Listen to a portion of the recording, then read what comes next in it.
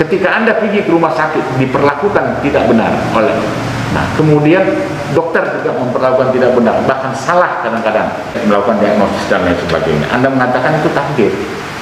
Ya.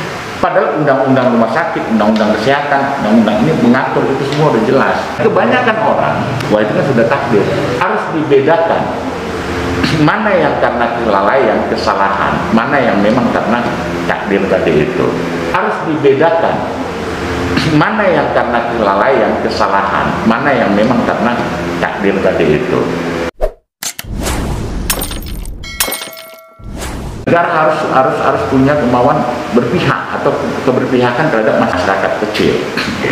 Sering sekali memang ini diabaikan karena apa? Karena memang negara malas, berpikir malas mau melakukan ini, pemerintah malas melakukan pendekatan, udahlah sikat saja, hajar saja lah. Nah, modelnya begitu. Dibunyikan, disampaikan, diteriakkan, siapapun itu nggak masalah. Nah, ini ketika abang nih dari aktivis kan kita tahu aktivis ya, menurut saya powernya lebih kuat nih. Iya, betul. Dan ketika udah duduk di kursi dewan, abang nggak stereotip yang agak jadi kendala buat Bang Ubah untuk memposisikan di masyarakat gitu? Ada, tentu beda begini karena organisasinya berbeda. Kalau di LSM kita sendiri yang membuat aturan terhadap kita. Nah, kalau di DPRD tentu aturannya dibuat bersama. Siap. Nah, ada yang disebut dengan tata tertib tatip, dan itu kesepakatan bersama. Kita nggak boleh keluar dari situ. Kita harus berpedoman kepada tatip. Artinya, tidak semua hal harus bisa kita inikan. Kalau misalnya kita anggap bahwa itu bertentangan dengan tatip, karena itu hukum tertingginya di DPRD. Tetapi secara substansi, menyangkut soal kebenaran, menyangkut soal perjuangan, saya pikir nggak masalah. Hanya saja mungkin polanya berbeda. Kalau di DPRD kita tentu ada aturan-aturan yang harus kita jaga karena terikat dengan aturan main tadi itu. Saya kira soal itu dia. Banyak fraksi. Iya. Nah, begini dia. Kalau di LSM tadi misalnya, kita memutuskan sendiri, kita benar sendiri.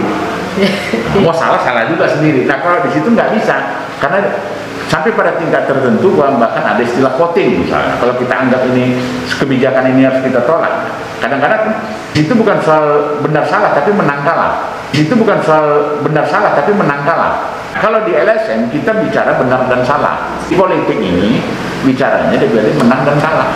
Di politik ini bicaranya DPRD menang dan kalah. Benar salah, menang kalah. Iya. Di situ dia bedanya. Nah, tinggal sekarang kita berselancar di antara itu bagaimana supaya jangan sampai ya kita berhenti menyuarakan apa yang kita anggap menjadi kepentingan masyarakat. Itu aja. Itu tidak mengganggu secara ini, Bang, di karakter seorang Ubah yang dikenal masyarakat. Jadi setelah di 2 periode nih, ada nggak sampai ke telinga Bang Ubah hingga saat ini, oh Bang Ubah udah nggak seperti dulu nih? Iya, ini soal cara, ya. Karena begini dia, kalau di LSM tadi kan kita bicara benar dan salah. Iya. Artinya nggak ada di situ yang membuat kita berhitung-hitung. Nah, kalau di lembaga politik itu soal menang kalah. Nah, tentu ketika misalnya sebuah kebijakan kita anggap salah, misalnya begini, ya, kita minta agar pembagian sembako yang didistribusikan oleh pemerintah provinsi, pengadaan sembako dan distribusi sembako itu diaudit. Kenapa? Karena kita mencurigai terjadi penyimpangan. Ya, kita sampaikan secara terbuka ke media itu pendapat. Tapi apakah itu disetujui lembaga, itu cerita lain. Nah, jadi ada bedanya. Kalau di LSM kita kan nggak minta persetujuan siapa-siapa. Gas saja. Gas terus. Jadi nggak ada yang mundur. Ya, nggak ada yang mundur gitu. Jadi ya maju aja. Nah, kalau di politik kan ini keputusan bersama kalau kita bicara lembaga. Tapi secara personal, apakah saya bisa berpendapat? Bisa. Hanya saja barangkali beda dia actionnya. Kalau di LSM pada akhirnya ketika keputusan itu dianggap, ketika kita misalnya menganggap ini tidak yang memerlukan ada sebuah tekanan yang lebih kuat bisa kita demo. Nah, kalau DPRD kan enggak, itu urusannya berbeda. Ada nggak Bang dan komisinya Abang nih yang menjadi, kan ada nih tupoksinya Komisi 1 ini yang harusnya ke masyarakat seperti ini apa nih yang menjadi penghambat sehingga itu tidak sampai ke masyarakat? Nggak ada, saya pikir nggak ada penghambat ya, semua sampai lah. Saya pikir yang berkaitan dengan tupoksi ya paling kan memang tentu yang kita harapkan di sini adalah diperlukan ada pendidikan politik, pendidikan hukum, ya, edukasi lah ya kepada masyarakat, baik dari pemerintah, DPRD dan juga dari aparatur, ya, aparatur negara, ya, seperti kepolisian dan lain sebagainya, BNN, dalam hal mensosialisasikan hal-hal berkaitan dengan ini. Memang saya pikir ini menjadi tanggung jawab bersama, tapi hambatan nggak ada. Kita paling di sini kan menyangkut tupoksi kita misalnya dalam hal penganggaran ya, kemudian pengawasan, kemudian juga legislasi. Nah, kita kan mendengar ini biasanya ada usulan dari masyarakat supaya membuat peraturan daerah tentang ini. Ya, nah itu kita respon. Atau misalnya perlunya penguatan, ya, penguatan kegiatan ini. Nah, dalam fungsi anggaran itu kita biasanya berbicara. Contoh misalnya, bahwa pemerintah itu memiliki kegiatan yang mendukung masyarakat miskin dalam permasalahan hukum. Jadi masyarakat miskin nggak mampu, yang buta hukum, mengalami masalah hukum. Nah, pemerintah itu ada anggaran bekerja sama dengan ini. Nah, tinggal kita mendorong kalau bisa diperbanyak, karena banyak kasus-kasus nanti yang masyarakat nggak tahu. Tapi kan masyarakat juga nggak ngerti nih. Iya, nggak tahu dia. Nah, nanti pemerintah provinsi lah yang bekerja sama dengan lembaga bantuan hukum. Nah, mereka lah yang mengarahkan untuk mendampingin, paling tidak orang ini tidak sampai diskriminasi karena ketidaktahuannya. Nah, hal-hal seperti ini yang kita dorong juga untuk agar bisa membantu masyarakat. Tapi tidak masalah korupsi dan narkoba ya. Ini PR siapa nih Pak? Ya. PR siapa nih? Enggak, ini PR, ini sesuatu yang memang faktual, artinya harus ada juga sosialisasi dari pemerintah. Ya, bahwa kami menyiapkan ini, ya, bantuan hukum, misalnya seperti itu, supaya masyarakat tahu. Jadi jangan mereka takut. Nah, kadang-kadang masyarakat kita ini kan takut dia untuk berhadapan dengan hukum. Benar. Iya. Nah, itu. Jadi dengan adanya upaya dari pemerintah untuk mendampingi, memberikan bantuan hukum tadi itu, ya, sebenarnya semua saya pikir bagus. Yang penting disosialisasikan, itu kira-kira. Tapi perlu banyak nih LBH ya. LBH harusnya banyak. Harusnya banyak. Ya, syukurlah ada satu yang saya baru kemarin tuh dengar, baru dideklarasikan, Miranda Rule, ya, Pak Richard Leandro Sidabuta dan kawan-kawan. Bung Agung juga ada di situ. Saya pikir LBH yang lain juga ada. Jadi ini ya, penyambung yang tadi ya. Iya, mereka sangat penting sekali. Saya kira memang pengalaman kami juga mendampingi masyarakat. Peran-peran LBH ini sebenarnya sangat diperlukan. Karena apa? Ya karena memang mereka layak untuk dibantu. Nah, gitu. Sehingga mereka tidak gemetar duluan ketika dengar hukum ya. Betul. Itu yang terjadi di masyarakat. Betul. Oke Bang, terlepas dari sana Bang, saya masih tertarik dari kepribadian Bang Uba nih Bang. Di Batam ini kayaknya Bang Uba dikenal banget dari sisi aktivisnya, politiknya. Seperti apa sebenarnya politik itu? Awam selalu berpikir bahwa saya politik itu, itu mah nggak perlu, itu buat orang-orang yang gimana gitu Bang. Katakanlah orang muda ya Bang, kami yang generasi muda ini kadang-kadang berpikir jadi apatis akan hal itu. Sementara kalau saya di beberapa organisasi dan pernah juga di partai pribadi, orang muda itu harus berpolitik.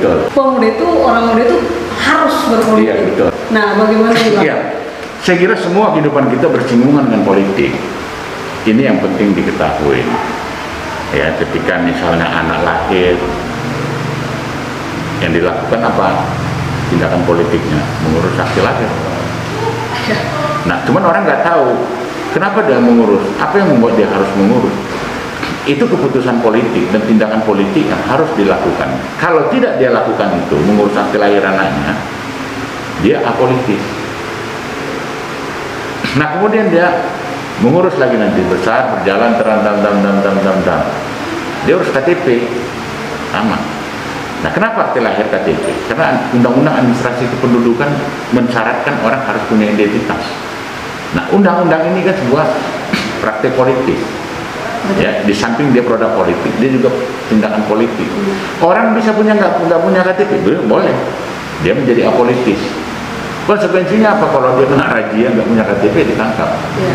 Kemudian akte lain. Nah, kemudian dia punya SIM. Nah, ketika nanti teman-teman dari sini pulang lewat lampu merah, traffic light.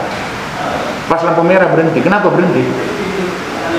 Ketika Anda berhenti, Anda melakukan tindakan politik. Karena undang-undang lalu lintas mensyaratkan lampu merah Anda berhenti. Kalau Anda apolitis, Anda nggak peduli politik, Anda tabrak, selesai, say goodbye. Syukur-syukur kalau ada ya tewas, ditabrak lori kan. Nah, itu tindakan politik. Anda membayar pajak, itu tindakan politik. Oke, nah hubungannya ke situ. Nah saya melihat hal seperti ini penting. Orang kadang-kadang kenapa stres mengurus ini, mengurus itu gitu. Ya karena memang sejak awal pun nggak mau nggak paham bahwa memang itu sesuatu yang harus dilakukan. Itu konsensus bernegara. Jadi suka nggak suka ya harus berpolitik, memang harus berpolitik. Nah harus dibedakan dengan politik negara, politik kebijakan dengan politik praktis dalam hal partai politik. Anda boleh nggak berpartai politik. Kami juga sebenarnya tadinya nggak tertarik kali. Cuman karena ada tanggung jawab yang harus kami lakukan dalam hal menguatkan masyarakat, kami harus duduk di dalam supaya akses politiknya makin kuat. Nah, dalam posisi ini tentulah diperlukan ada kesadaran bahwa masyarakat harus terbuka. Ambil contoh misalnya, ketika ada perlakuan yang tidak menyenangkan yang dilakukan oleh aparatur negara, apa yang harus dilakukan? Nah kebanyakan kita masyarakat itu menganggap wah itu sudah nasib. Nah ketika Anda pergi ke rumah sakit diperlakukan tidak benar oleh, nah kemudian dokter juga memperlakukan tidak benar, bahkan salah kadang-kadang ya melakukan diagnosis dan lain sebagainya, Anda mengatakan itu takdir. Padahal undang-undang rumah sakit, undang-undang kesehatan, undang-undang ini mengatur itu semua udah jelas. Nah contoh seperti kasus kami misalnya, ya, kami pernah salah didiagnosis oleh dokter itu di rumah sakit, waktu itu di rumah sakit di Kemuliaan, yang akhirnya dibawa ke Singapura, operasi di Singapura. Kami bilang, ya setelah kami pulang dari Singapura, ya, kami menyadari bahwa ini jangan sampai terulang. Kami lapor ke Ikatan Dokter bahwa dokter ini salah melakukan diagnosis dan harusnya meminta maaf. Ngeyel semua, kami laporkan ke mahkamah ya, Majelis Kehormatan Kode Etik Dokter Indonesia MKDKI. Datang ke Batam, dihajar mereka semua. Nah artinya apa? Itu kan karena saya sadar ada hak saya secara politik ya dalam hal jaminan negara. Nah saya laporkan, tapi kebanyakan orang wah itu kan sudah takdir. Nah, harus dibedakan mana yang karena kelalaian, kesalahan, mana yang memang karena takdir tadi itu. Jadi inilah hal-hal yang sifatnya politis. Ini kita harus paham di situ ada hak tadi. Jadi ini soal bukan harus berpartai atau ini enggak begitu. Jadi ketika dia memahami posisi politisnya, dia tahu oh ini ada hak yang dilindungi oleh negara, begitu kira-kira. Hidup ini harus pintar ya. Ya enggak harus pintar, tapi harus tahu ya. Saya pikir harus tahu bahwa nanti ada keinginan untuk mengembangkan. Tapi gini dia, kan kita kan enggak berhadapan dengan banyak ada aspek sosial, ada aspek kerohanian, ada aspek ekonomi, ada aspek-aspeknya. Semua punya dampak politis. Nah politis ini dalam arti tadi ada undang-undang yang mendasari itu. Cuma memang tidak selalu kita harus mulai jadi harus sekolah hukum atau belajar tentang itu, enggak. Tapi ada kesadaran kita, oh ini ada aspeknya, aspek ini.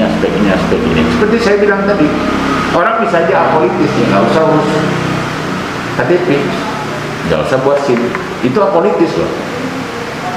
Nah, ketika Anda mengurus KTP, Anda berpolitik. Nah, itu politik negara. Udah masuk ke dalam. Iya, itu politik negara. Jadi harus dibedakan dia. Nah, kalau soal partai tadi itu ya, itu hanya bagian kecil saja dari pemahaman politik yang begitu luas tadi. Ya, bayar pajak kan tindakan politik. Makan di restoran kena pajak 10%. Iya. Itu tindakan politik. Nah, bisa kita nggak bayar, bisa, tapi ribut. Karena politis kan? Iya. Karena ada ketentuan yang mengatur itu. Nah, jadi ada banyak hal saya pikir ya yang memang posisi kami biasanya memberikan pemahaman ini kepada masyarakat. Itu kira-kira. Dan ternyata luas ya politik ini, Bang? Ya iyalah, jadi bukan hanya soal partai aja lah. Kalau partai aja itu kan soal bagian kecil lah ya dari soal politik tadi itu. Kenapa? Karena ini berkaitan dengan kebijakan kita bernegara. Ya, semua diatur di situ. Mau nggak mau kita memang harus istilahnya begini. Ada tanggung jawab, ada hak dan kewajiban, itu bagian dari situ. Kemudian setiap tindakan ada konsekuensinya. Nah, biasanya orang pukul dulu, hantam dulu, baru mikir belakangan. Enggak begitu. Nah, inilah posisi. Nah, memang pendidikan politik seperti ini yang dimaksud dengan pendidikan politik. Jadi bukan pendidikan politik daftar partai, kemudian bagi-bagi sembako atau apa itu. Dan pemahaman ini harus sedini mungkin bisa. Iya, betul. Ya. Nah, itu dia. Iya. Saya kira itu yang paling menurut saya paling mendasar dari pemahaman politik itu. Dan itu saya lihat jarang loh buat generasi ini. Mereka berpikir ya politik itu partai. Tapi memang ini soal pemahaman yang tidak umum juga. Tapi saya pikir ini bisa menjadi model ya, melalui dialog-dialog begini ya. Ini bisa disampaikan ke publik. Jadi generasi muda nggak perlu takut. Ya, dengan politik itu langsung enggak, itu hanya bagian kecil saja, partai dan kekuasaan itu kecil saja. Maka ada orang bilang politik itu kotor gitu. Ya, itu mungkin dalam konteks transaksi politik ya di partai atau di kekuasaan, tapi dalam pengertian umum kan enggak. Orang punya harus berhadapan dengan yang seperti saya sebutkan contoh-contoh kecil tadi, tapi yang mendasar administrasi kependudukan wajib. Ya, itu tindakan politik karena undang-undang. Ya, membayar pajak, traffic light dan lain sebagainya. Anda pergi ke sana harus begini. Nah, Anda naik pesawat, ada aturan undang-undang penerbangan yang harus Anda ini kan. Itu tindakan politik. Kalau nggak ada teriak-teriak aja di pesawat. Nggak bisa kan? Nah, itu politis. Nggak bisa. Jadi ada semua kita melangkah, kita pasti ada aturan hukumnya. Dan itu tindakan politik. Cuman tidak kita sadarin selama ini. Nah, itu dia. Itu karena kekurangan edukasi tadi. Iya.